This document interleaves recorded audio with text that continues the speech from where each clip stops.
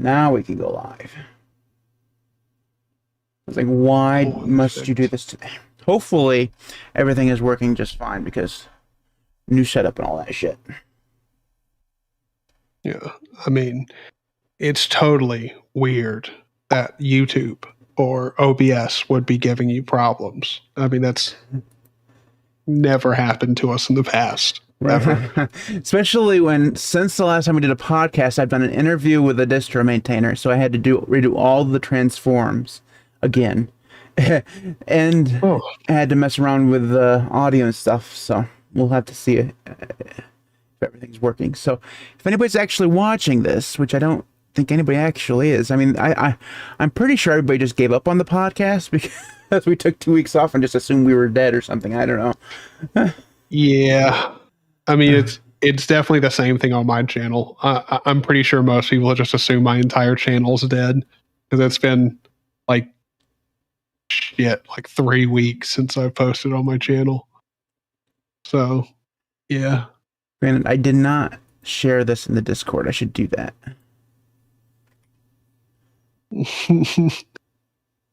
I do like how the first message that we have in chat is, "Dad, is that you?" That's great.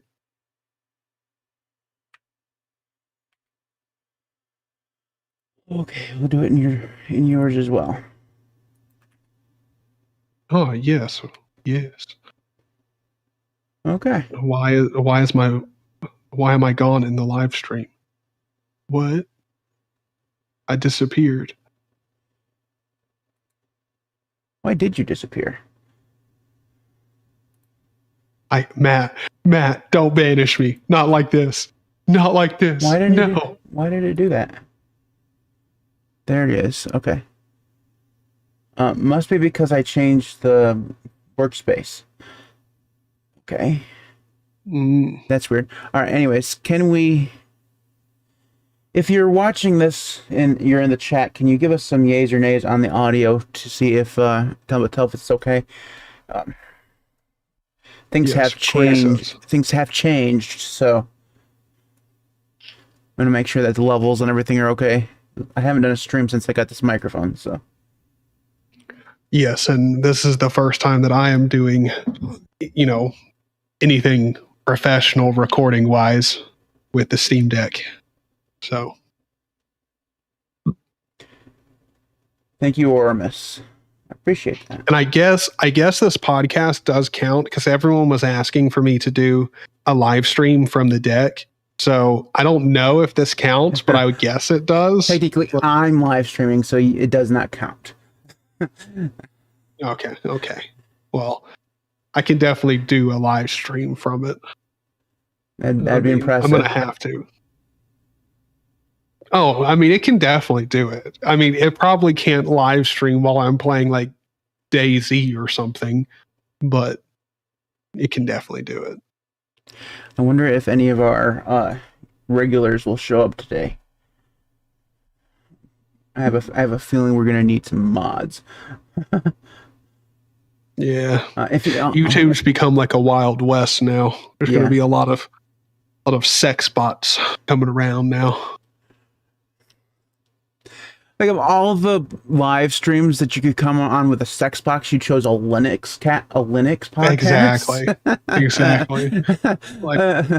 Like you haven't found a bigger bunch of nerds. Okay. Yeah. Well, I mean, it's one of those things where there has to be better live streams. Like, I can't really see like us talking about KD or like terminals like Kitty and URXVT and shit, and then someone being like, you know what? I'm already kind of turned on, so this porn advertisement in chat, like, perfect. Like, I can't really see that. Oh, GNOME. Oh, GNOME. That's horrible. Well, I mean, we all know you're slowly starting to crack, slowly starting to show that love for GNOME. I'm about as close to using GNOME as we are to fixing that green flashing you have on your video. That's bullcrap, man.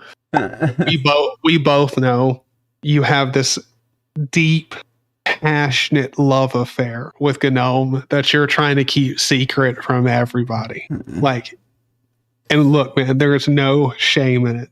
Just come out. It's okay. It's all right. Share your love of GNOME with the world. That's not true. That's fake news, man. BS. Like, mark my words, boys. Like, it may be a week from now. It may be a month from now. It may be a year from now. It may be 10 years from now. But one of these days, Matt is finally going to come out and pronounce his passionate love for GNOME. Eventually, it'll happen. I will say this, and it will be absolutely true for the rest of my life. I will never daily drive GNOME on this computer. I can't say that about my other computer because the one behind me actually has GNOME on it. See, like, I can completely believe that because, I mean, I really wanted to do something dirty there where I was just going to start talking about like us having off camera conversations that we never had, but I don't think I'll do that. That seems a little cruel, but I could totally see you getting a new computer and then being like, well, see, like it doesn't count. Because that was like, the old computer. Exactly. That was the old computer. Oh, no, I'm not going to like GNOME all of a sudden. Well, again, it's not all of a sudden. You just like you're trying to keep it on the DL. I'm going to trip into it. Okay. No, I'm just saying that you're hiding your passionate love for GNOME. I'm saying it's already there. You're just not sharing it with everyone, which you can. Or it's totally fine. You're running an XFC with a 4K monitor. I bet you that is a fun time. Probably high refresh rate as well, right? That's really not great. Could be worse. Could be, I don't know. Actually, I don't know how it could get worse. Oh, LXQt maybe? No. Yeah. Maybe Well, I mean, most likely it's probably just going to be the same. Like, if we're being honest. Yeah. All right. I think that we're going to get started, even though this is probably going to be our least number of views we've ever had on a podcast because nobody's watching this. Where are y'all at, people? Apparently, we took a couple weeks off and nobody decided they were going to come. That's okay. All right. I think that's probably what it is. That's sad. We'll just talk amongst ourselves and the 12 people watching us. Exactly. Right. You know, it'll just be a private show. You know? All right. Yeah, well, it's okay. We won't have... it'd be funny to end up with more sex bots than actual people in the chat. That would be awesome. Funny. Okay, I'm gonna... You have Audacity up and running? Yes, sir. I'll look at you all prepared and shit. Wait, but I do not have my phone muted. Do you? I don't have my phone near me, so I can't actually tell you whether it's muted or not. It's across the room on the charger, so it should be fine. Hopefully. Party Seppi says he's installing Debian right now. Oh. Party's always reinstalling something. Glad you found the glad you found the ISO. Hi, I'm Sexbot. After those hours of searching. I know a lot of people who love GNOME and man. And that's okay. It's just not for me. Despite Tyler's firm held belief that I'm having babies with GNOME. Which I'm not. I mean, I'm sure you and your side hoe are not really trying for babies, but you know, I mean, just there's a passionate love affair going on there that you're just not talking about. And you can deny it as much as you want, and it's okay. Most people in affairs would heavily deny it. It's totally okay. But at the same time, I know it exists. I just want you to know that I know. Okay. It's like I found GNOME on that dating site that's for men who want to cheat with their wives. What the hell is that called? Is it called? I don't know what the name What was of it, like Madison something? Yeah, like, something like that. Madison Avenue, maybe, or something like that. I don't know. Whatever it is.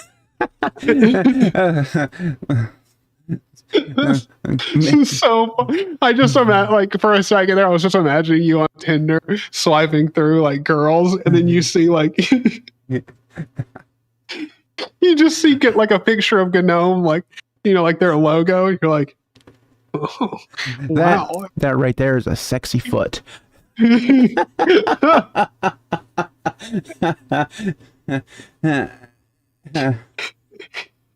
Oh my Ashley God. Madison, that was the name, yeah. Ormus, I don't know how you knew that though. I'm a little suspicious. Well, I mean, like, I think they're the one that was like the first like major big like hack and leak, because like their entire database of users got leaked, and then like you could go and like go to a whole bunch of different websites and search for people that were subscribed or like on the website, and like I remember hearing about that in the news and being like, dude, that has to suck. Like, Yeah. I can say this with 100% truth. I've never signed up for a dating site, and mostly because I'm pretty sure that a woman would see that and say, "Yep, that right there, that's a serial killer." And she just like you just like, yep, not clicking on that one. Gonna end up in the woods with that one. Oh god. that is terrible. Like, oh my God, man. I mean, think about it. I'm a privacy nerd. I like Linux, and just happen to randomly like GNOME.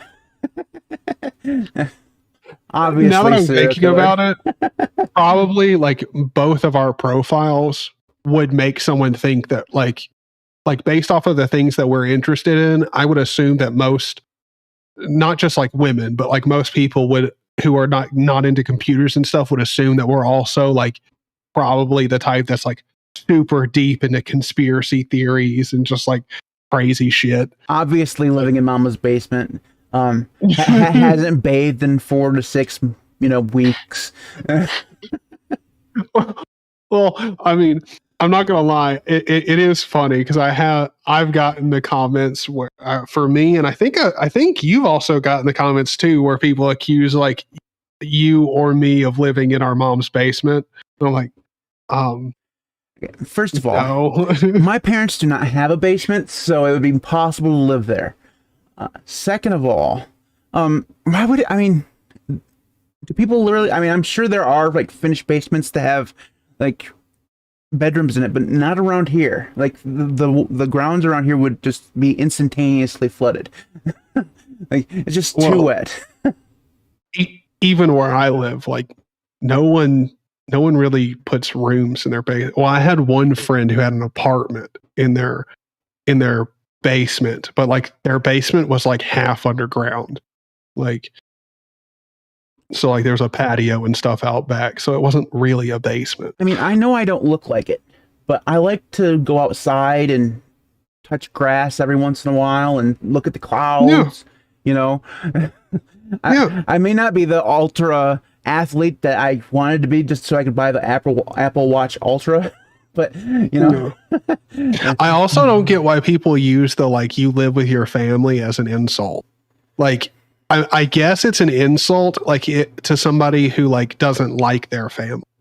Well, I think I think the whole idea is like, well, you obviously can't support yourself or something like that. Like, oh, not obviously true. I make plenty of money. I mean, yeah, that's true. Yeah.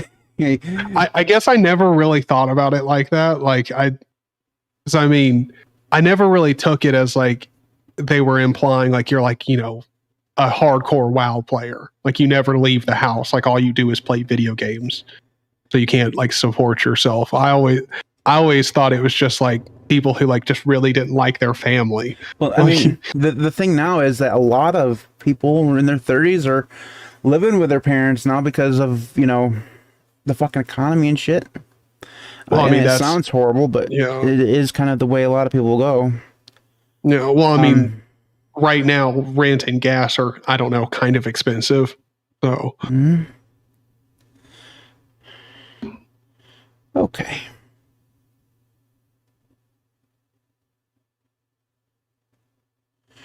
All right, let's go ahead and get started here. I'm sure we're ready to go. So I think I have everything ready to start recording. So make sure my collar's not sticking up like a weirdo.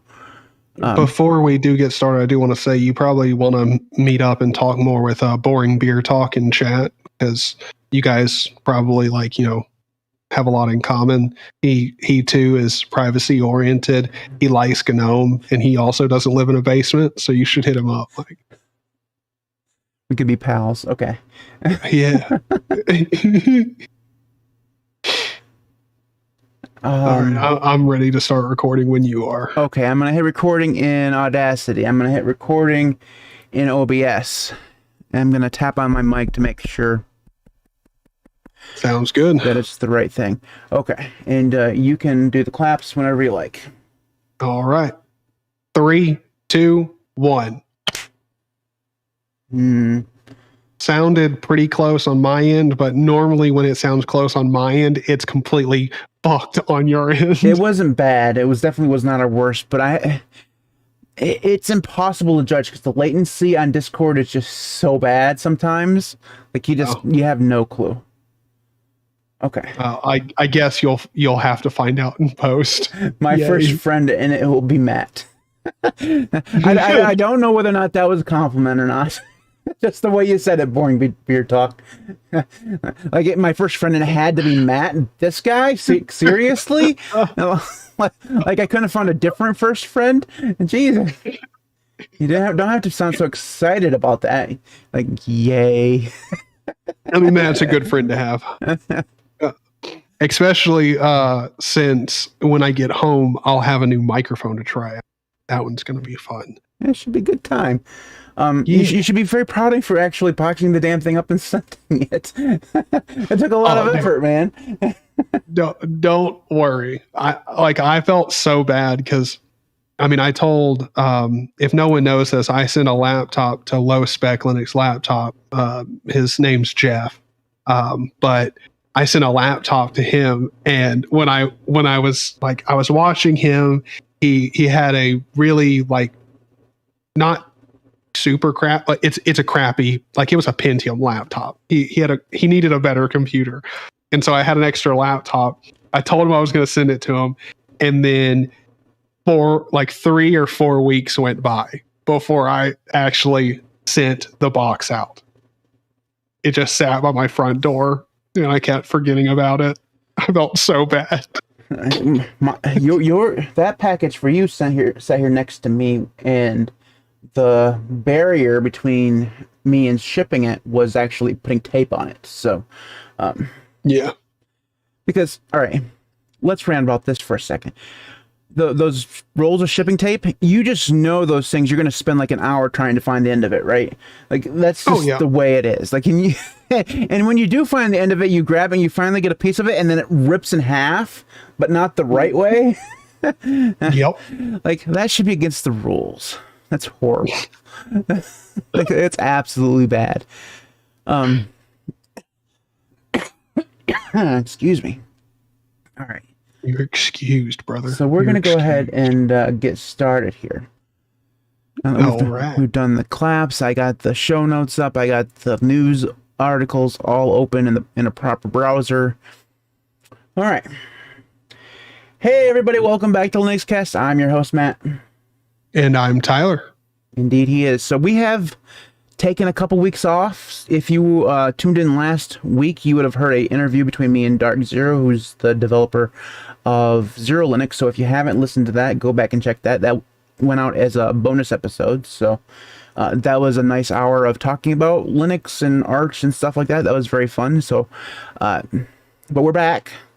We're talking about Linuxy things. And we plan to go from here until, Christmas or something. We're going to put a good string of episodes right in a row. That's the plan anyways. So, so This is a Linux cast. We talk about Linuxy things. I'm pretty sure I already said that. And you guys know this. When we take 2 weeks off or more than a week off, I forget how to talk. And I forget how to do the podcast, and forget about all the things that I'm supposed to know how to say. And all of a sudden, words become really horrible. And Tyler has the green flashing back again. And it only happens when I don't look at him. So it's really weird. I don't know. You think that they'd fix that? Like, the Brio is a very popular webcam, but so you'd think that they had fixed that. So, but no, they didn't fix that. Anyway, so if you're watching the live video and you're seeing the green flashes, that's Tyler's fault. Yep. As always. Yeah. So just ignore it as well as you can. So let's go ahead and move on into the first section of the show. And this is where we discuss the things that we've done since the last time we saw each other. So Tyler, what have you been doing in the world of FOSS? Anything good? Well, yes. So technically speaking, my Steam Deck is a birthday present. So I've obviously been playing with it. And I'm away from my house dog sitting, so it's been great to have with me. But I've mainly just been I was working on a game to make a survival game, like an open source survival game for Linux. But I've stopped because I've been playing DayZ on the Steam Deck, and it's awesome. It's just great. It works fantastic. And I've also been messing around. I installed Linux Mint on the Steam Deck and tried that out. It works great. I didn't really need to, but I did update the kernel to the newer 5.19 something Liquorix kernel, which is like the Zen kernel, but for Ubuntu and Debian. And it works great. The only problem is the audio drivers are not in the kernel for the device, and they won't be there until 5.20, I think.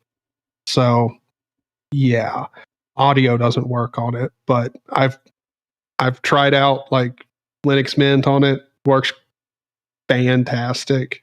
I'm still really liking Mint, and also the BIOS on the Steam Deck is really nice. It's really nice. But yeah, that's what I've been up to.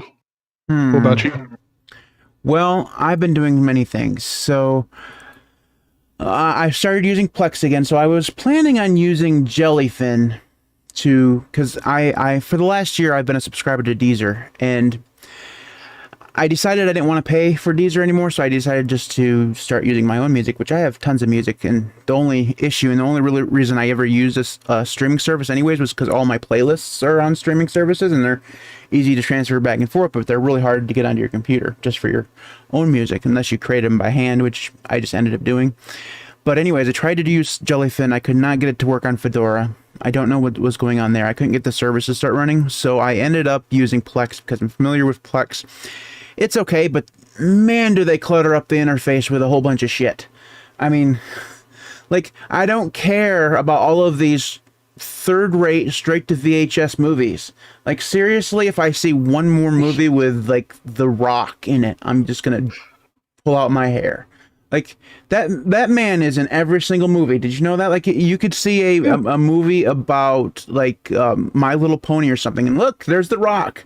You know? He's definitely riding one of the ponies. I'm just saying. Anyways, so I guess Plex set up, and I've been messing around with that for now a couple weeks, I suppose, and getting because it turns out that I haven't used my music collection in probably 10 years, really, in any amount of time, because I've just been using streaming services. So my music collection is pretty out of date. A lot of the new stuff that I like just isn't there. So I've been using my thingy of the week to, creatively acquire music. I should, so that's how I've been filling out my music catalog, which is probably not the best way to do it, but I've been doing it that way anyways. So yeah, that's what I've been doing. I also got a brand new microphone. So I decided that I was going to start using my standing desk more, and I'm going to try to do some videos and some podcasts from there. So what I decided to do was move my Heil PR40 from here and my Scarlett Focusrite Solo, whatever the hell it's, Focusrite Scarlett Solo, whatever it's called, over there as well. So I needed something for here. So I ended up with the Shure SM7B, and it's fine. It definitely picks up more noise than I'm kind of used to, but I'm still kind of dialing it in, so not quite there yet. I was about to say, like, I mean, that's like kind of the best microphone that you could get. Yeah, I'm still working on it. The audio interface I went with is something that I'm really, really happy with. It's called the Universal Audio Volt 297279, something like that.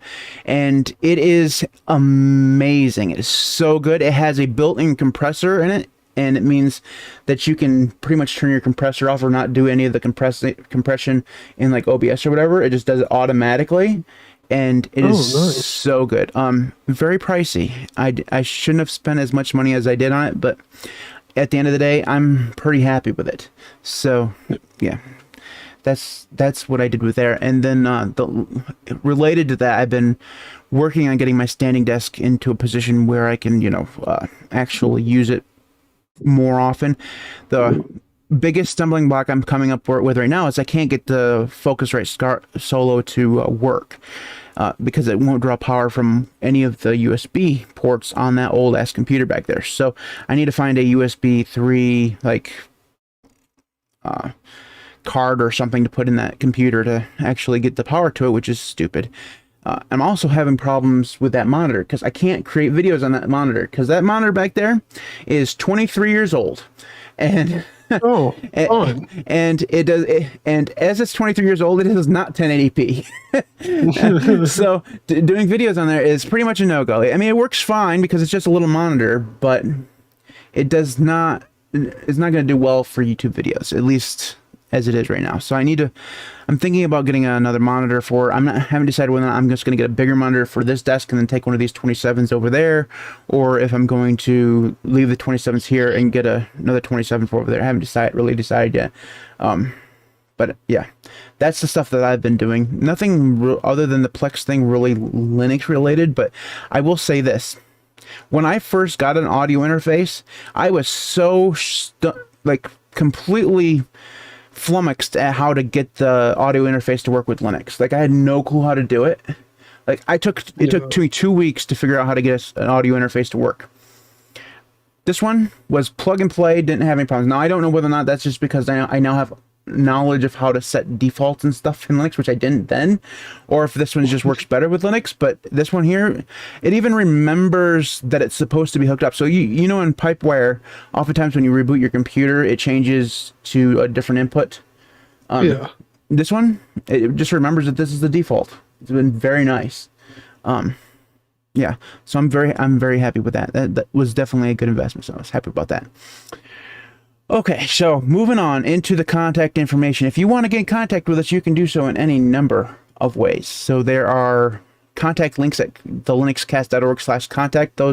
That's where most of the stuff that you can find to contact is with us. But you can also email us at email@thelinuxcast.org. You can follow us on Facebook, YouTube, all that stuff. Those links will be in the video description or at thelinuxcast.org/contact. Speaking of the linuxcast.org, that is the website where you'll find all of our back episodes, along with several blog posts that I post pretty much every week. If you want to get those early, you can support me on Patreon, which is at patreon.com/linuxcast. Tyler is on YouTube at youtube.com/ZaniOG. I mean, theoretically, he's on YouTube at youtube.com/ZaniOG. Yep. I haven't actually seen him. He's become like a Bigfoot or a Yeti or something like that. He just pops up every once in a while with a community post saying, "Oh yeah, I'm doing this. Eventually I'll make a video again." I'll believe that when I see it, because he's obviously just too good for YouTube now. I'm just saying, he's too busy with his Steam Deck, and the rest of us just are gonna have to.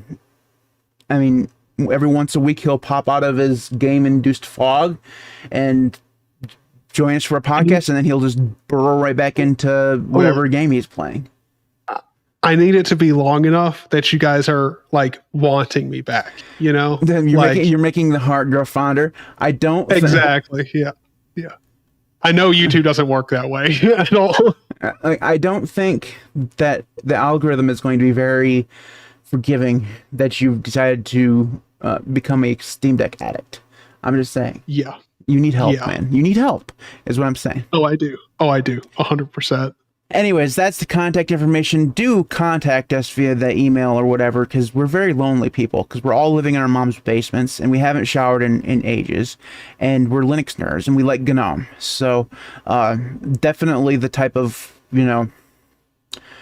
person you want to contact via email, because I'm sure that's a very stable person you're emailing. Right there. Okay. We were.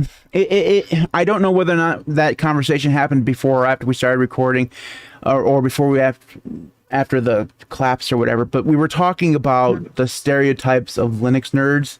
So that's the reason why. That's the reason why that was funny, because everyone just assumes that if you like Linux, you'll live in the basement. Yep. So yeah. Anyways, moving on. The news. Each and every week, Tyler and I scour the internet for the most latest breaking news. I'm pretty sure the link that I chose is now 4 weeks old. I'm just pretty sure that that's true. So, in this case, not so breaking news. So, Tyler, what is your news link of the week? Mine is that there's some improvements coming to the Linux kernel in 6.1.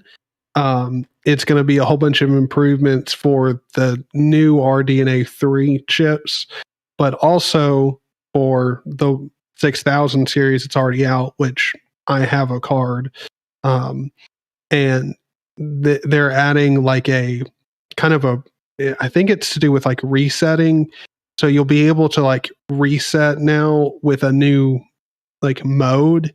And this one will, this mode reset is intended for multi-container use cases and others where needing a quick GPU reset and without causing the memory, the video memory to be lost. So you'll be able to like reset the GPU without losing any of the memory in data or like in the RAM, which is pretty cool. Like, I keep thinking about this. The Linux kernel it has come a long way in the last few years when it comes to hardware support.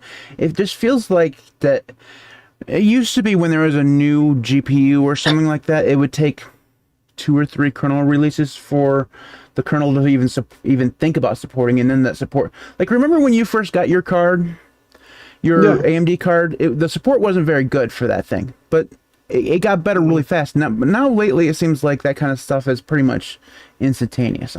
Maybe it's just a perception issue on my part, but they seem to be doing a lot better job when it comes to hardware support. I think they are. That's nice. All right. So my news is also having to do with Linux 6.1. Can we just pause for a minute and think how weird it is that they're on version 6.1 already? I know they basically choose the version numbers randomly, but it just feels weird. Anyway, so version 6.1 will make it easier to help spot faulty CPUs. So when things go wrong, the kernel will at least make it easier for you to spot problems. So it will supposedly will report the likely socket core when a segmentation fault occurs, which can help the user spot any trends, or if they're routinely failing, or if it's causing problems more often than just one time, right? So that is, again, another thing that has to do with a lot of these new CPUs that have more technology on them for error reporting than they used to have. So a lot of that stuff was spawned by those, remember like Spectre and Countdown or wherever the hell they were, the flaws inside the actual hardware that they had to fix. It was a couple of years ago. A lot of this newer the newer CPUs and stuff like that have more technology on them to actually spot faults and stuff, which is way beyond me. Like, I have no clue what any of that stuff even means. I said it, but I don't know what the words mean. So it's definitely interesting. I also think that the more of this stuff that comes to Linux, better it is for things like the Steam Deck and stuff like that, which will allow to, I mean, because eventually a lot of stuff is going to filter into ARM as well, so that's gonna be very nice. So we're going to move on to the main topic, because I believe somebody's pushing for the main topic already. Like, you must be new. We don't get to the main topic until we're at least an hour in, and we've only been going for 20 minutes. I mean, the fact that we're 20 minutes in and prepared to do the main topic is mind blowing. It's normally at least 30 minutes in. Yeah. And 30 minutes. I mean, like, dude, when we get to the main topic in 30 minutes, we're both impressed. We're like, oh, we're on top of it today. It has never happened in 19 minutes before. Ever. Yeah. And really, it's happening in less than 19 minutes because we bullshitted after the clap for at least 2. So this is like 17 minutes. It's really weird. I need to switch back to the main scene so you can actually see us. I'm new here. I don't remember anything. It's okay. Usually it's the other guy that controls the, because we have a producer now. Yeah. Fancy. Anyway, so let's go ahead and move on to the main topic. The news was just not interesting. I mean, it was good news, but it's nerdy news. Not many people are interested in it. All right. I mean, everyone's more interested in the deck. I think that the reason why we're moving on so fast is because this is Tyler's topic, and he is so, I wouldn't say obsessed. No, I'm going to say obsessed with the Steam Deck from Valve that he just can't hold himself back. He's like the little kid that just knows he's going to get a toy and it's the day before, but can we go yet? Can we go yet? Can we go get the toy now? And he's just very impatient when it comes to this stuff. So Tyler, what is it that you like about the damn Steam Deck? Well, you're pretty right with what you're saying there, because like it is like when you get really excited to go get when you're a kid, you get really excited to go get a game or a console or something. You're super excited. You go and get it. You go home and you play it. And then the next day when you go back to play it, all of that excitement that you had the first day is gone. And like, you still like it, but you're not nearly as excited as you were like going to get it. It's like that, but if the initial excitement never wore off. Like, the Steam Deck is just so obscenely good. It's so great as a computer, as a console, as a gaming device. It's awesome. I know someone asked about could we do a video or talk about GNOME or something else on the deck. For anyone who doesn't know this, if you want to change out your desktop environment on the deck, pretty easy to do. It's not very difficult. You probably will have to turn off or disable the read-only mode, but that's a simple command. And I mean, really, in all honesty, like changing out the desktop environment, super easy. You can install other Linux distros on it really easily. It's not difficult at all. Again, it's a normal computer, so you hold down the power or the volume up button, press the power button, and just keep holding the volume button, and then you pop into the BIOS, and you can just go into the boot manager and boot into something else, and it's exactly like a normal computer. The only difference is the audio drivers for the Steam Deck are not in the kernel yet, so you can't really install other distros and have the audio work properly on the deck. But in every other aspect, it's completely working. And again, in 5.20, 6.0, like whatever it is, the next major point release for the kernel, the audio driver should be baked into the kernel, so you shouldn't have any problems. But I mean, overall, the deck is an insanely good device. I mean, it is. Wow. Okay. I'm glad I asked you that question, even though it's not the question we're supposed to be answering, because I wanted to get you to get that out of your system. Thank you. Just for a moment. So, but I have two questions for you. What distro are you running the official SteamOS on it right now as we record this, or are you still on Mint? SteamOS. Okay. Mint, again, the audio does not. I would have to be using this microphone and everything to even have audio working on the device. And it's kind of nice to be able to like be on a Steam call with friends playing DayZ or something like that and walk around and be able to talk with them and like lay in bed and everything. So right. I'm not going to install something else right now. Okay. But yeah, that makes sense. I mean, it's not as if you haven't installed a random distribution on your computer right before the podcast before or anything like that. Exactly. All right, two things. So first of all, Dark Zero left a super chat way back when he asked us, what stereotype are you? I'm definitely the GNOME lover of the group. I mean, that's definitely the stereotype that I apparently fit. Tyler is the stoned hippie gamer. Yep. 100%. Tyler's the guy who looks stoned even when he's not stoned. Yep. I think about half the comments we usually get on these videos like, man, Tyler's was really hitting it today. Yeah. So yeah, those are the stereotypes that we just happened to. Oh, also the stereotype apparently I get is Arch user, because there's that meme of the guy in the Arch shirt that has the gigantic gut that's just hanging out of his belly. First of all, I am a big guy, okay? I have a belly. But I also have shirts that cover it. So not that guy. Also, you're much more of an Arco guy anyway. No, man, I'm Fedora all the way. Well, now, but like back when you were getting these comments, even then, like, yeah, sure, you were. I mean, you liked Arch, obviously, but you were much more of an Arco fanboy. Much too lazy to ever install Linux. Have to have the Calamares installer. Yeah, all right, so those are the two things that I wanted to cover before we move into the actual main topic. So has the Steam Deck been successful? But first, before we jump into that, let me talk a little bit about how this device drives me nuts. So you talked about how much you love it, and I haven't tried it. I'm sure it's a fantastic device, and I want one. I reordered it. I resubmitted my pre-order for it, and I happily used the $5 that was already in my account to do so.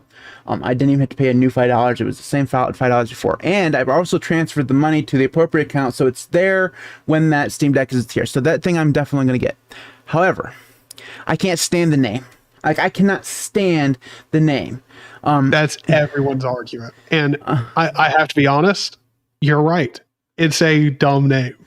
Like, it is a dumb name. I don't understand in this day and age, like, where every company has 25 million lawyers on retainer, how Elgato hasn't said, you know what, that Steam Deck and that Stream Deck, those names are kind of, close together. There's only like, I don't know, one letter between them. Maybe we should do something about that. I don't know. You'd think, I don't understand. I don't understand how the executives at Valve decided to sit down in a room. They've created this device and it's time to name it. And they're like, what should we name it?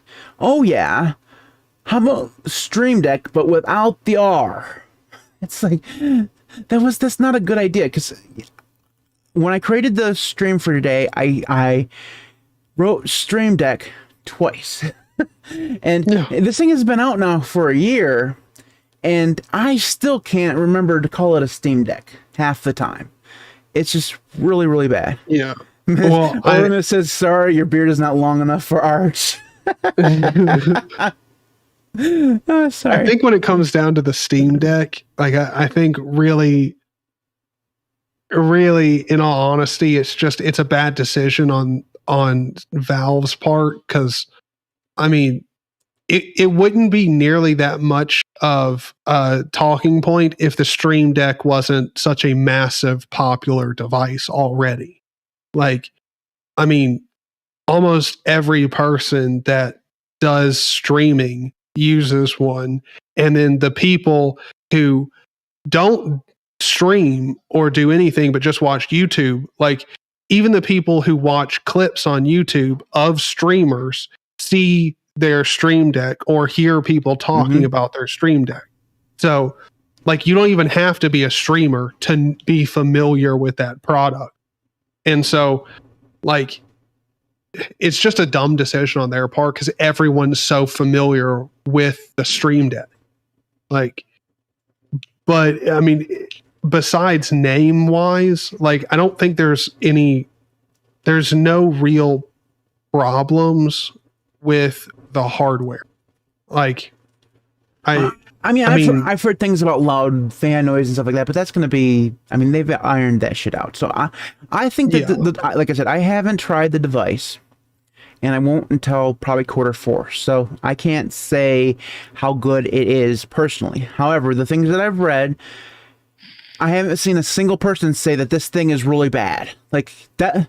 Remember when it was announced? You and I talked about this on the podcast. Like we said that this thing had the potential to be horrible for Linux gaming, because if it came out and there were no games, or if the software was really bad or the hardware was really bad, whatever the case may be, if it had any complaints at all, this thing was going to seriously put a knock in any game developer wanting to develop for Linux. That was our bit. I mean, we had a huge, I think I did 2 videos about that just by myself, and then we talked about it on multiple podcasts about how this thing had a potential to be really, really bad for Linux.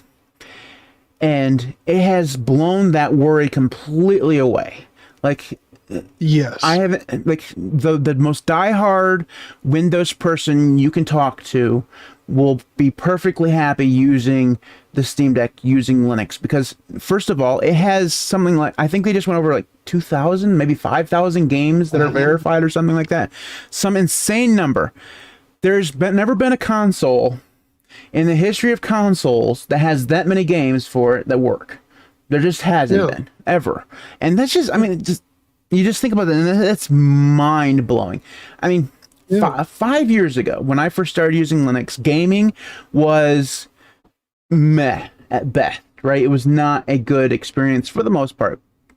Proton was just kind of getting its legs under there, and, you know, half the stuff didn't work, and Wine was still a pain in the ass to use, and Lutris didn't really exist, or nobody ever used it, you know. So that was 5 years ago. In 5 years, they've completely changed the game with Proton, and the number of games that are available not only for the Steam Deck, for all of Linux. And you have to think that the only reason Valve has done what they've done to enable Linux gaming is because they knew they were going to create this thing. Like, they knew that this is what they wanted to create eventually, and they knew in order for it to be a success, they had to have games ready for it, and they've done it.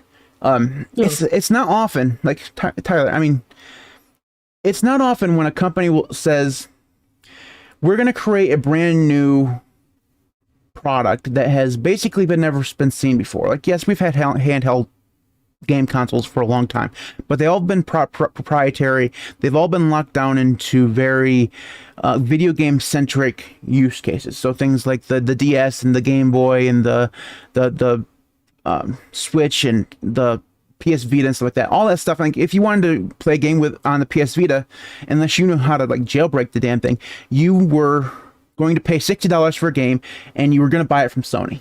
Like, you were going to buy it from the store, or you were going to buy a cartridge when it was the PSP or whatever, right?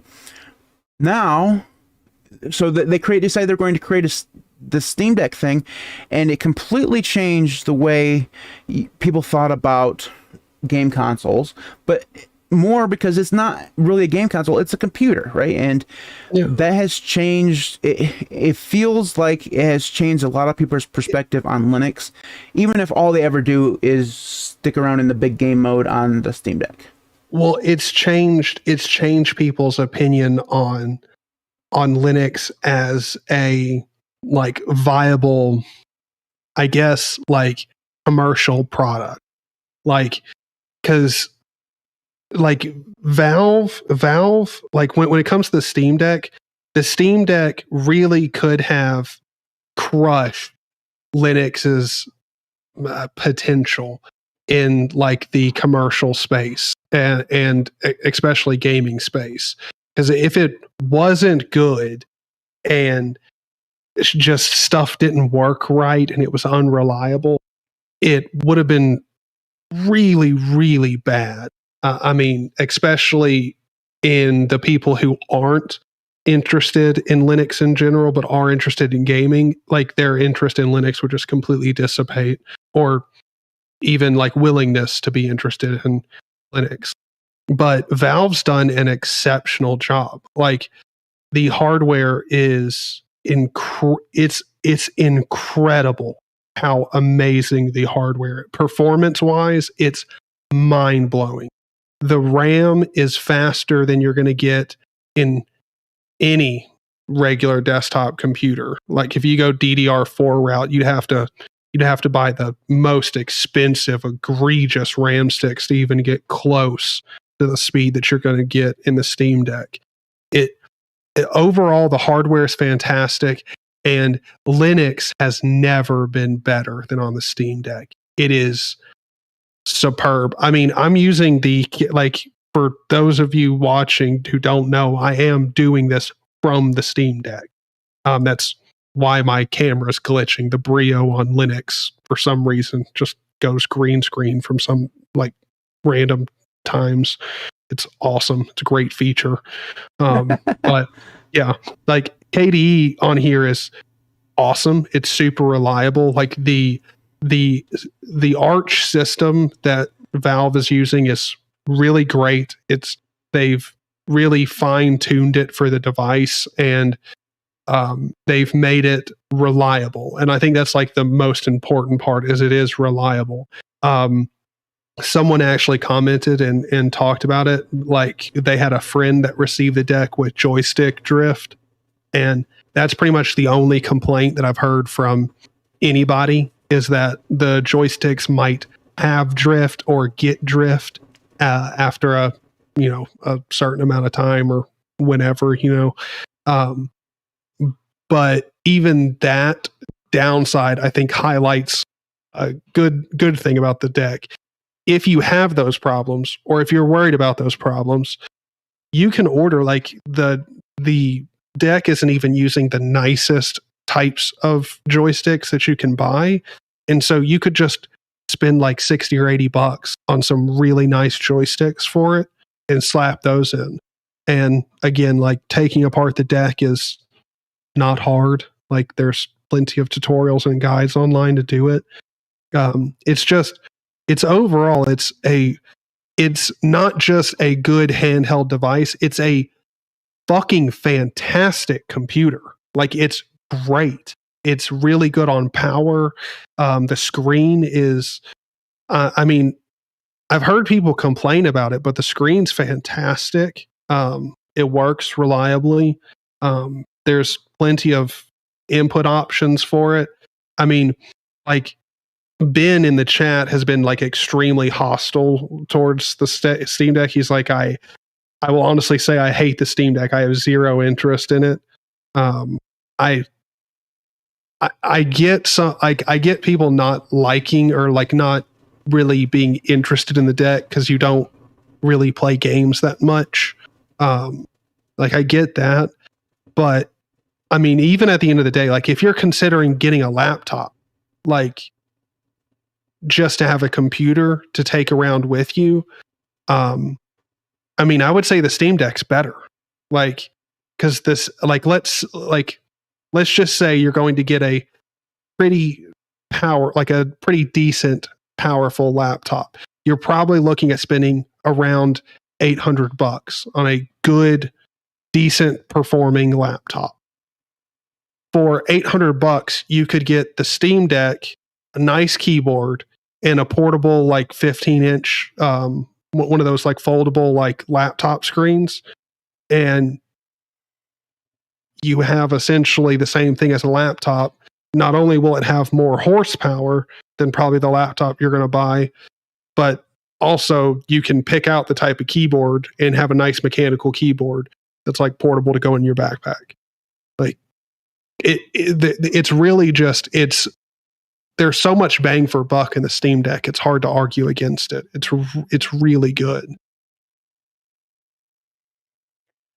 I think I would have a problem pointing people towards buying this as just a computer.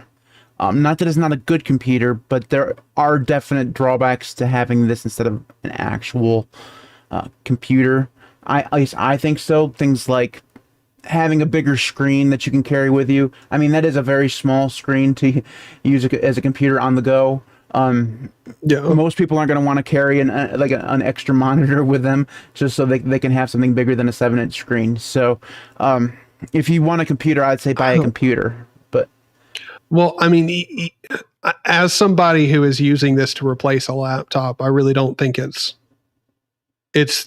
really not that different. Like, because I mean, if you think about it, don't take this as an offensive statement, Tyler. But you're a weirdo. So, yeah. Well, I mean, you're not wrong. I am weird. You're a nerd. You're a lovable nerd. But I don't think most people would be happy with a 7-inch screen to do work on or anything. That's not what I'm saying. But what I'm saying is carrying around an extra portable monitor with you, like. If you do that and bring it around with you, like the case that you get with the Steam Deck, I can get up and go grab it. But I mean, it's pretty small. Like this deck is not that big. And so if we're comparing this to a gaming laptop, like with a gaming laptop, you're going to have that big ass like charging brick that you got to carry around with you anyway. And the laptop's not exactly thin. It's not massive, but it's not super thin.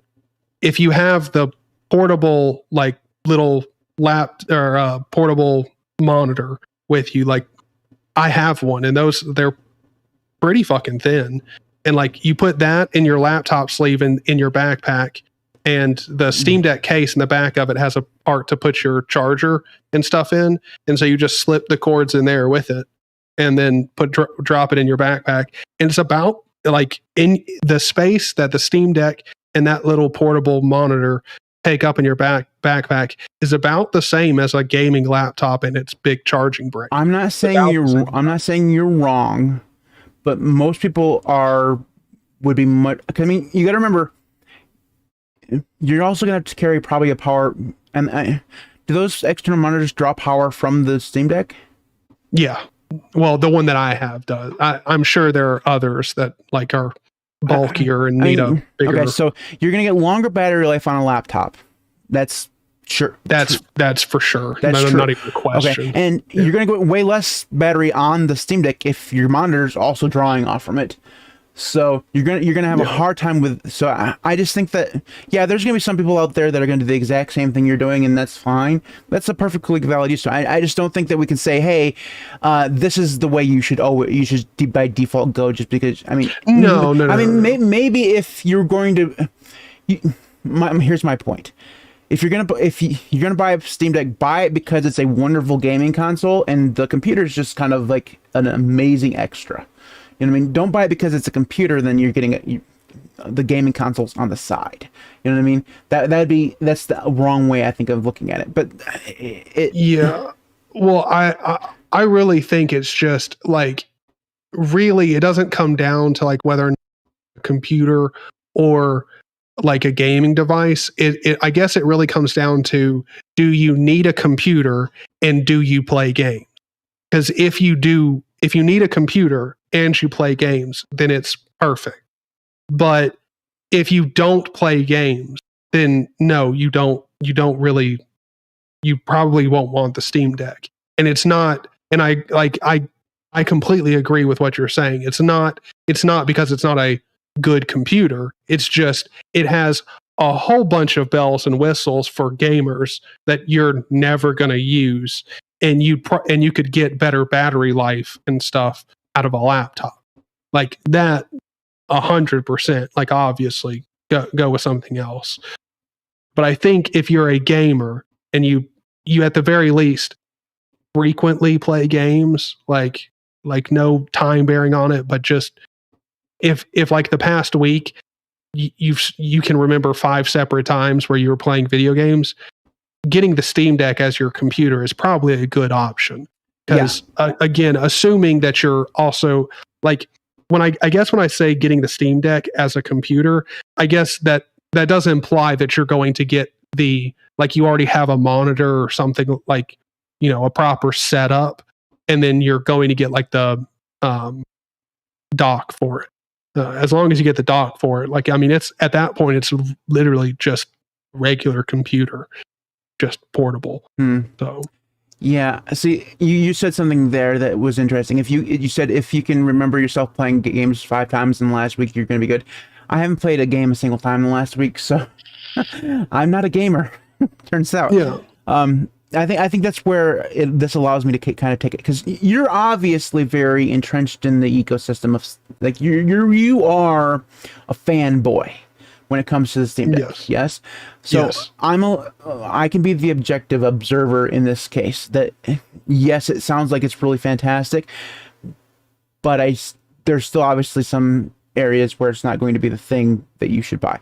Here's the question I have to answer. So we talked about the things that we discussed before this was launched, how it could be really bad for Linux if it didn't launch well. That fear has passed, and it's obviously in a situation where it's very popular. You still can't just go out and buy one.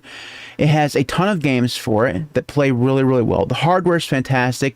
They've kept their promise, and this is basically an open source device. It's not actually an open source device, but they've published like the schematics on it. They've done videos on their own YouTube channel over how to pull it apart and replace stuff on it. It's all this stuff, right? They've done, I mean, you could never imagine Nintendo saying, hey, it's perfectly okay for you to open up your Switch and repair it yourself if you want to. They would never do that.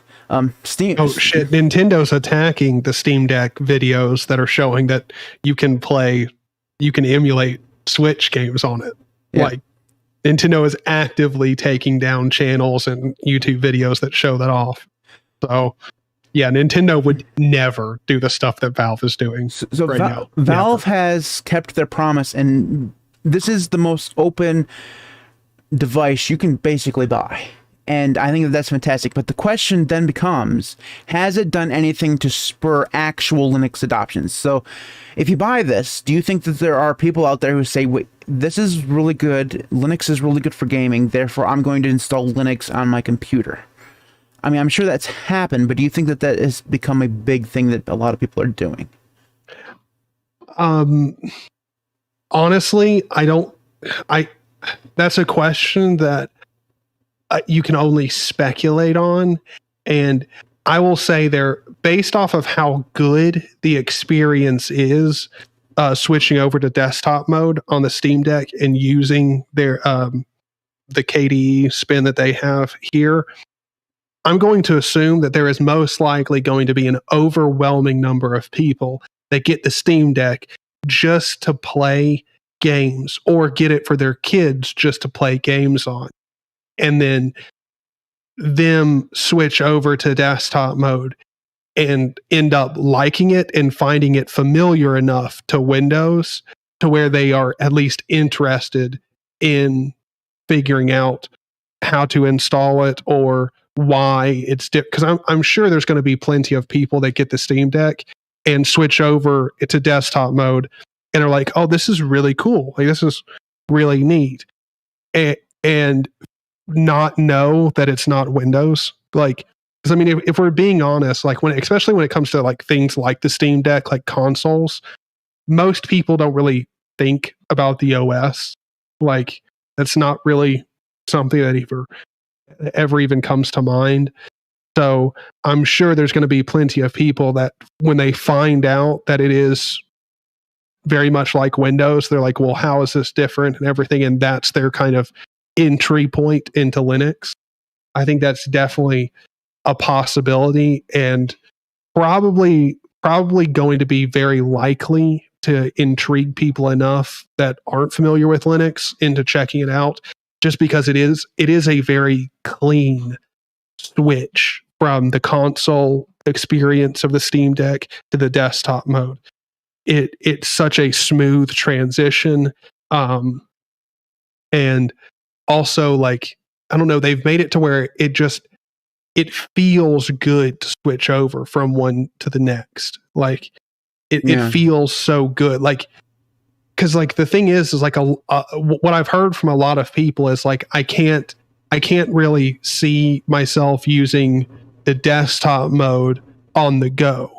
And to me, that's like great. Like I've been kicked up laying back in my bed with the Steam Deck over me and using the touchpads, and then you can press the Steam Deck button and the X button and it'll bring up the touchscreen keyboard.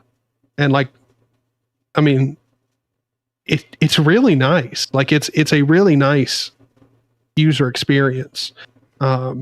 So with how good it is, I see a lot of people checking it out. There are many things that I want to know that I don't think we'll ever know.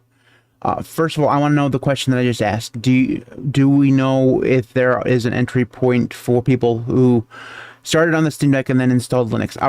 I think in a year or so, when I've been doing YouTube for a little bit longer, I'm going to do a poll on my channel that'll ask that question to see how many people's entry point into Linux was the Steam Deck, because right now it's still pretty new. I want it to be a little bit older and more available, I guess, by the time I do that poll. The other thing that I would love to know is the number of people who actually use the desktop mode, because you're too young. Well, you might not be. You probably were pretty young. Do you remember the Motorola Atrix? No. You probably would have been pretty old. Or pretty young. You probably would have been about 12 years old. So that was a device. It was a cell phone. Came out on AT&T, and it had this fantastic idea.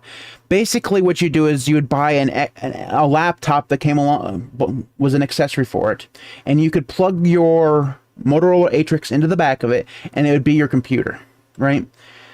And this whole idea of convergence, right, where you have one device that does multiple things. Ubuntu tried it. That was the whole idea behind Unity and stuff, and the Ubuntu phone, and Firefox tried it, and a lot of people have tried this thing where you have one device and it's kind of multiple things. Mm-hmm. And I think time and time again, it has been proven that when people buy something that is very specifically a thing for something, so it's a game console first. When people, vast majority of people, I'd say everyone outside of Linux nerds, buy the Steam Deck, they buy it because it's going to play games. That's the reason why they buy it. That's what they buy it for. And I'd be surprised if the vast majority of them even know that it's Linux, or at least maybe they know tangentially that it's Linux, but they don't know really what that means. Or maybe they even know what it means, but they don't really care. They're just going to buy. I'm sure a lot of them have heard that it's Linux, but they have no idea what that means. Yeah. And they also don't really care to know. It's just like, that's like a buzzword or like something that's like attributed to the Steam Deck that they parrot to other people, but they have no idea what it actually means. Mm-hmm. Well, so I would love to know, because like we've had the situation many times before, like I said, where companies try to come out with a piece of hardware that does multiple things. Tries to be your computer and your phone at the same time, tries to be your, in this case, your gaming console and your computer at the same time. I'd be very interested to know how many people actually use the desktop mode. And I mean, on purpose, not like they stumble into it. I mean, this is the cynic in me, right? I'm very cynical when it comes to this. I would be very surprised if very many people use the desktop mode at all that aren't Linux enthusiasts. Like, of course you're using it. You're a Linux nerd. Well, I actually agree with you. I think you're right. I don't think most people. I really don't know. It may not be that most people aren't, but I do agree with you. I think most people are buying it for the console experience and not really to use as a computer. But to me, I think that's a pro. Like, that's a good thing. That means the console experience is fucking good. I don't think it's a bad thing. I'm just very curious, because in order for that first question to ever happen, and I think that in order for the Steam Deck to be a gateway to Linux, in a lot of cases they're going to have to stumble on that desktop mode. Because if you just use the Steam Deck for gaming and never really interact with Linux itself, you're just using Steam all the time, Linux kind of fades into the background there. It'd be like using an Android phone, right? You use Android. Technically, you're using Linux, but you don't know it. You don't care. You're not interacting with the command line or compiling your kernel or whatever. Other than you, Josh, you're obviously trying to do Gentoo on it. I know that right now. Of course, of course. But I mean, the point is that you're using Linux, but you're not really using Linux, because you're not going to have any of the experience that you would need to install Linux, find alternative programs and stuff like that, deal around with networking issues, stuff like that. I think that's what makes the Steam Deck so great, is that there's never a chance where you have to do any of that. Like, the way that Valve has approached the Steam Deck is it's almost perfect. And I'll elaborate on how it's not perfect. You only get the terminal, like, very in-depth Linux experience when you want to step out of basic computing. Like, if you want to go over to the desktop mode, like, for one, I think the way that the Steam Deck is set up is fantastic. Like, for most people, you won't even know there's desktop mode. But when you do find it, it works awesome. So it's like a cool hidden feature of the device for most users. But once you get over into the desktop mode, for installing applications and moving files around and doing basic, like, user level stuff, you don't have to fiddle around, do anything with the terminal. You don't have to do any of that. But if you want to install, like, things from the AUR, just mess around with Pac-Man, all of that stuff, you run basic terminal command, like super simple, like basic terminal commands, and then you can go off and do that. And you can go off and do the more advanced Linux user stuff, but you don't have to. And they also haven't implemented the system in a way where it's different than other Linux systems. Like, as soon as you turn off the read-only shit, as soon as you do that, you're left with a pretty much vanilla, obviously Valve modified, but for the most part, vanilla Arch experience. So anything that you read tutorial-wise or follow guides online is going to be accurate. Like, the way they've done everything, it's very smart and very, from a user's perspective, it's very fluid and it makes sense and it's really nice to use. So I think there's probably going to be a lot of people that find that and stumble onto the desktop experience, and that's what leads them down into, like, oh, Linux is probably cool, I might use it other places. Yeah.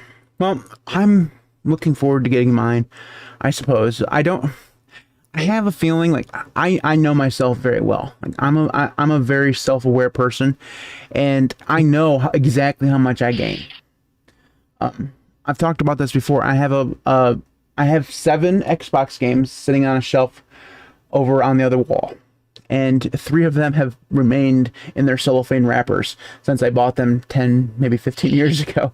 That's how much of a gamer I am. Now, I'm also the guy who, every time I see a Steam sale and it has a game that I think that I might someday want to play, I buy that thing. And I have, the vast majority of my Steam library are games that I have never played. Ever. Not even installed. That's just the type of gamer, quote unquote, I am.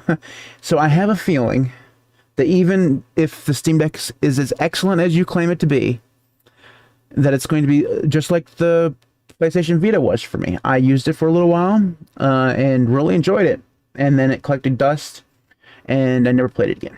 So for you, I highly see this being the Steam Deck, like, experience for you. You get it, you play with it for a while, you like it, but then it sits down and collects a lot of dust until for me, I think the Steam Deck for you will be really awesome for when you have to travel somewhere. Like the Steam Deck, like that's the one thing about the Steam Deck that really appeals to me is I can take it with me somewhere and I can have my entire like workstation set up, broke down and put in a backpack. And that to me is what makes it really good. It's not like a laptop in the sense that you can just pull it out and quickly set up and start working. It's that you can take your whole like workstation and take it with you. That's what's really cool. But for you, yeah, I highly see you getting it, playing around with it, then it collecting dust until you have to like go somewhere for something, and then it being like really awesome. It could be. It could be. So it'll be interesting. And I think that we both agree that the Steam Deck has just been a phenomenal success. It'll be interesting to see what happens when they finally catch up with orders and you can just go buy one. I think that'll be cool. One thing that we need to note, and I'm just going to say this out loud so that I remember, is that next week I'll have to wear different headphones because apparently this microphone hears your voice because I'm listening in open back earphones. So apparently it's so close to my earphones or my headphones that it can hear you. And that's how sensitive this damn microphone is. I suppose I can move it further away from me. That's fun. So I don't know how well this recording is going to go. That's going to make post a lot more interesting. Is what I'm saying. Apparently, I might as well just be using speakers. Say something for me, would you? Yeah, this is me talking. Say something again. Saying something again. Oh, definitely. I can hear you just about as good outside of the headphones as I can inside them. That's that's great. I don't know what I'm going to do about that. That's, I bet you probably the best thing to do would be to do something like this where you can't see me, but instead of having the microphone off to the side like I normally do, I'm sure everybody who's listening to this is very happy that I just manhandled the microphone into a different position. Hey, you want to hear the most annoying sound in the world? Yeah, that's when I move my microphone. I feel terrible anytime I thing because like as soon as I start moving it, it creaks so bad. Yeah, I'm continuing to move it, so I don't know. Probably needs to be like this down here, like very low, so that I don't breathe directly into it. We'll see if that helps. It's not gonna be a big deal except for on the podcast because this is the only time when I have people talking to me. Anyways, what is that Xbox Matt is mentioning? Xbox, dude. How old are you? There's still Xbox players out there, lots of them. I'm sure. The Steam Deck is not the only game in town. All right, Xbox player, like let's just be honest. If you're playing on Xbox as a grown man, like why? I can never. Xbox chat is one of the most degenerate places ever. Like, I know tons of adults who play Xbox games. They don't do chat. Yes, but see that that's the thing. Like I don't understand having an Xbox for multiplayer games at all because like I've never you will hear the worst things that humanity has to offer like auditory wise on Xbox game chat. That's not even close to being true, and I say that knowing that you're right. But the thing is that the insults that come across on Xbox chat are so unoriginal. It's basically like it's the world's biggest yo mama joke. Because every single one of it is a 9-year-old who has no wit whatsoever, no intelligence, and no creativity trying to come up with an insult that's going to somehow make you cry. But really, it's yo mama is so fat. Just the N-word. Like, I swear to God, I've heard more kids learn and then parrot the N-word on Xbox game chat. It is it's a cesspool. I don't understand how grown people still use Xbox. I don't get it. I'll never get it. Also, in this day and age, why buy an Xbox, especially if you have a Windows computer? Because like, just buy a graphics card for it. It's the same shit. Like, you can buy the Game Pass and play all the Xbox games. You can buy an Xbox for like $300 in order to get a top end graphics card. You have to spend like $900. So there's a reason. That's not true anymore. You no, like just go look at graphics card prices now. You can get a 6700 XT for like, I don't know, like $450. So like for 300. First of all, nobody buys AMD cards. And I just looked at like I would too, but I'm just saying most people want the Nvidia stuff, and the Nvidia stuff is still, it's not as expensive as it was 6 months ago, but definitely is still pricey. But yeah, I mean, some people like, you're a PC gamer, okay? PC gamers are notorious for not liking console gamers. It's just the thing that happens, right? Look, it's not that I don't like console gamers, because my buddy has a PS5. I'm sorry, but we're still friends. Mentuck, that's where Republicans are born. Oh my god! I'm sorry, but that's so funny.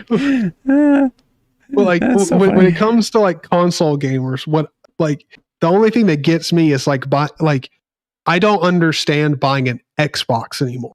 Like, I understand a PlayStation. Like, Sony doesn't make an operating system. They don't really do the same things that Microsoft does. And when you get a PlayStation, you get like exclusive games that you can only play on your PlayStation. Mm-hmm. The Xbox, there's a fucking Xbox app on Windows. Like, you get Game Pass.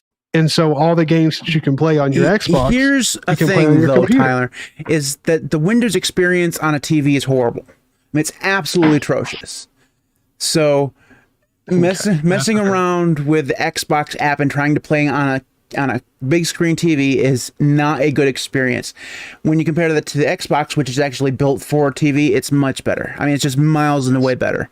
So that's yes, you have fair point. That is fair point. But the one thing that you said is absolutely true is that Sony does seem to do a better job of exclusives, or at least they used to. Now that Microsoft's buying literally every single game developer out there, that's probably not going to be true anymore. Like, they even bought like fucking Call of Duty now. They own, they're gonna own literally everything. It's gonna be Microsoft and Disney. They're gonna own the entire goddamn world. I don't get it. Like, I genuinely don't get it. Like, I also don't understand how, like, there is plenty of people that are happy with what Microsoft's doing, buying up all these game studios. Like, what?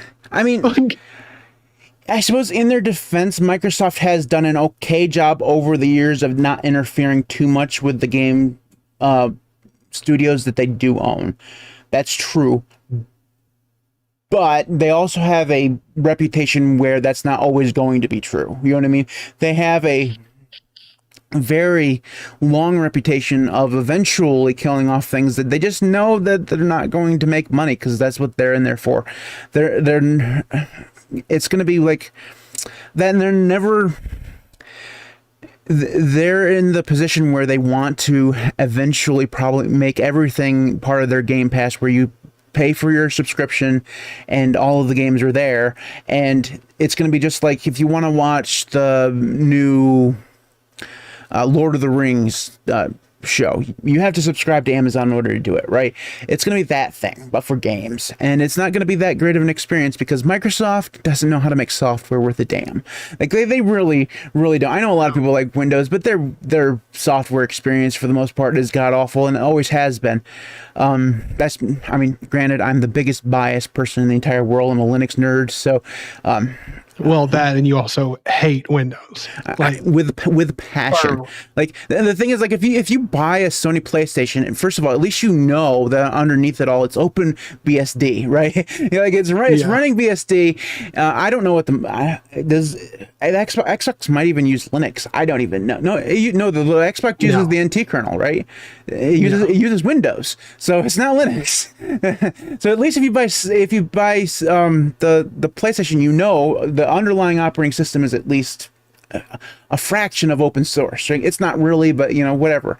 But also Sony just really has a really bad problem naming things, and they've never come across as the most evil corporation in the world. They just kind of exist. Microsoft, obviously the devil. Well, I don't know about devil, but they're just one of the devils. Terribly. Well, they're just terribly ran. Like they just like I don't there's in the executive world, it blows my mind how there's so many people that are completely useless that make like my yearly income is like a fraction of what they make probably in a month. Like I don't understand it. Like there's Microsoft execs, Mozilla. I mean, we've spent plenty of time talking about Mozilla execs that make way too much money. Mm-hmm. Like it's one of those things where I think there's a lot of companies that are they're ran very poorly. And Microsoft is one of those companies where they're ran as a very successful, like publicly traded company, but they're ran as just one of the most anti-consumer, like just terrible companies to deal with. I think the thing when it comes to Microsoft is that we have to remember, and I hate feeling defensive of them, but I'm not, because I'm not. I think that the biggest thing to remember about them is that they are not a consumer company at all anymore.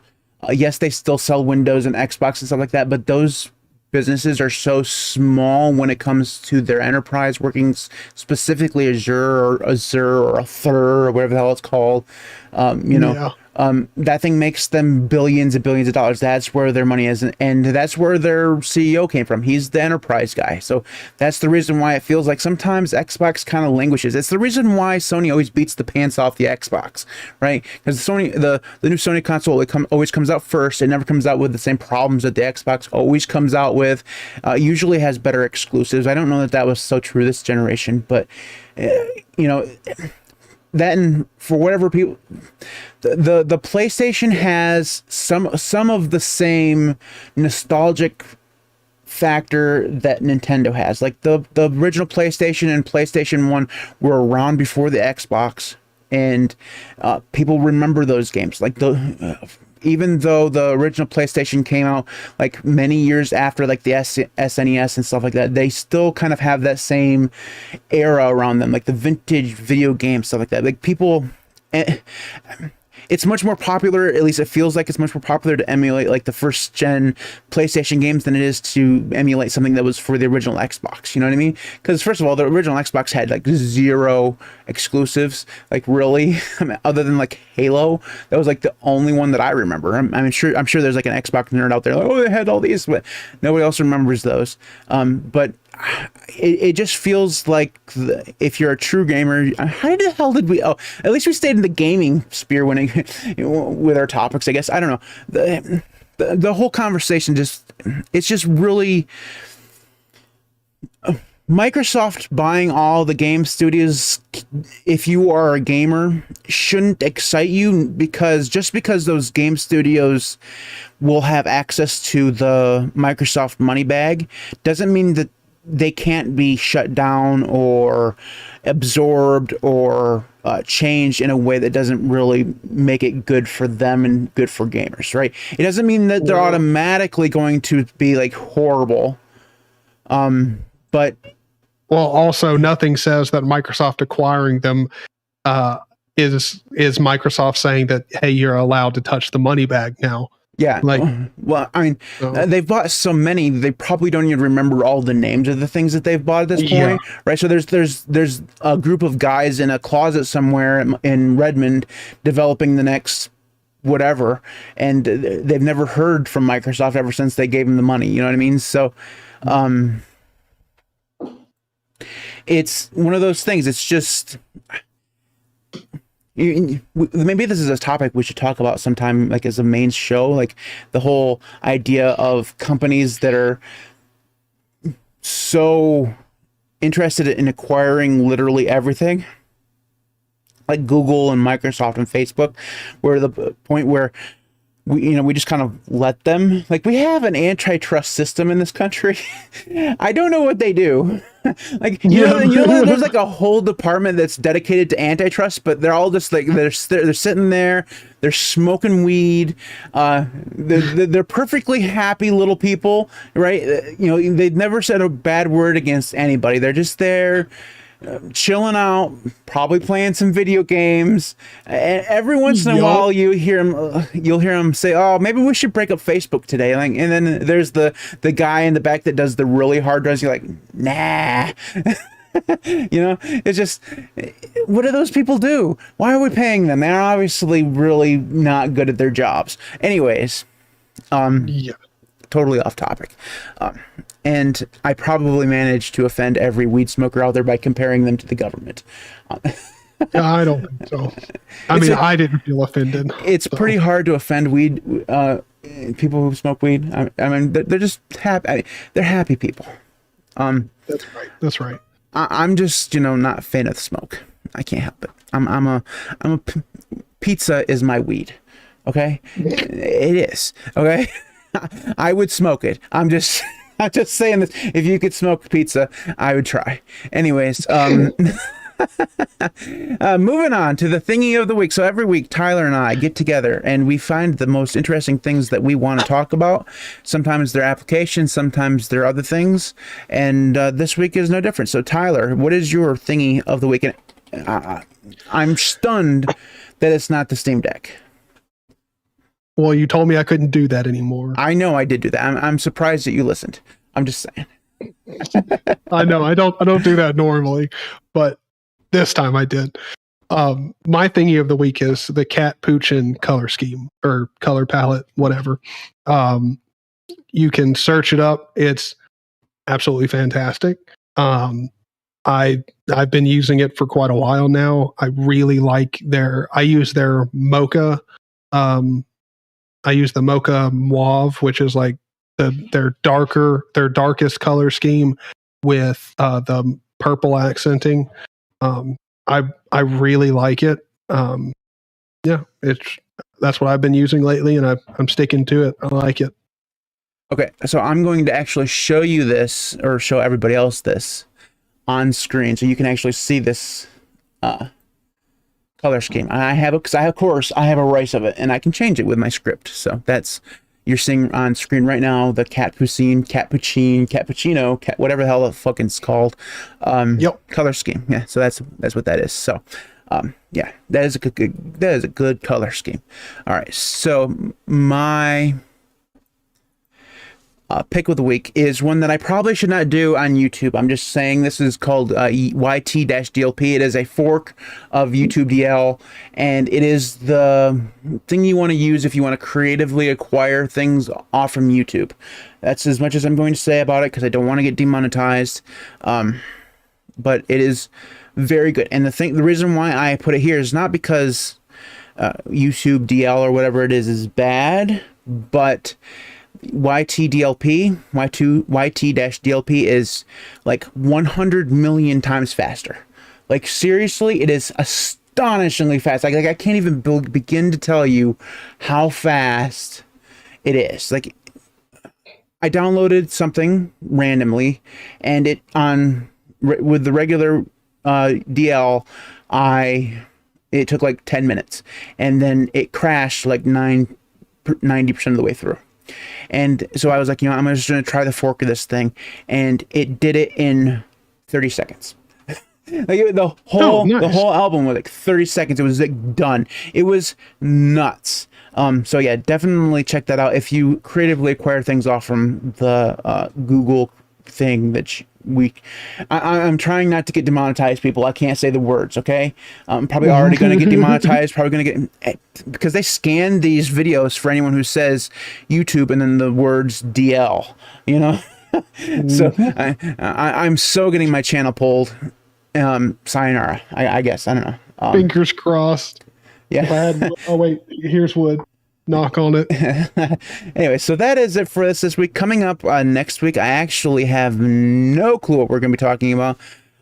We have a whole bunch of topics here that we could talk about. So we'll choose one of those things and we'll talk about something really good. Probably not gaming again. We'll move away from gaming, because if we talk about gaming, that inevitably leads to Tyler talking about the Steam Deck. I will not stop simping for the Steam Deck regardless of topic. Okay? I just want to make that clear. Okay. I want to know how much anybody in the chat or anyone who listens to this would pay Tyler to install Gen 2 on the Steam Deck. Okay? Oh, I would definitely do it for $100. I'm just saying, someone paid him $50 for Plan 9. How much would you install Plan 9 or whatever the hell it's called on the Steam Deck? No. But I mean, if someone wanted me to like do like a week on something weird and wacky like OpenBSD or something like that, I could be talked into it, or like FreeBSD or something like that. I could be talked into it. It'd be interesting. We'd have to start talking numbers and shit. But I'm trying to get you some money, man. Getting you into Gen 2 again. Yeah. 5 cents. He's not that cheap. He's at least a dime. Damn it! Somebody's gonna have to go back a shitload of dimes. Oh yeah, it's gonna be a lot of dimes for me to do that. A lot. Why would YouTube care about YouTube-DL? Because it downloads things illegally off from YouTube, specifically things that you shouldn't own because you don't own the copyright to them. That's the reason why. So anyways, that is it for this time. If you want to get in contact with us, all the contact information was earlier in the show, but you can find all that stuff at youtube.com/LinuxCast. You can support me on Patreon, patreon.com/LinuxCast. Tyler has a Patreon, YouTube channel that he doesn't use anymore, and a Discord that he's not on anymore. Like, seriously, this man... I am on my Discord. Like, there was like a whole, like this entire last week, I saw you online like one time. I'm just saying that you used to be in voice chat like 24/7. Now hardly ever there. It's like, and we all know why. Like, he's playing video games. That's what he's doing. This is not a lie. Okay, look, if we're gonna be completely honest, really, in all honesty, the reason that I was gone for so long and I've been gone, I tried to talk about it, but I don't think many people saw me talk about it. But I did make posts on Discord, and I thought I made a post on YouTube. I may not have. I really don't know. But I was developing a game. I wanted to make a survival game that was open source for Linux, but I also wanted to make it a little bit more higher quality than what I am capable of making right now. So I was taking classes on animating, which I finished my class on animating and everything in Blender.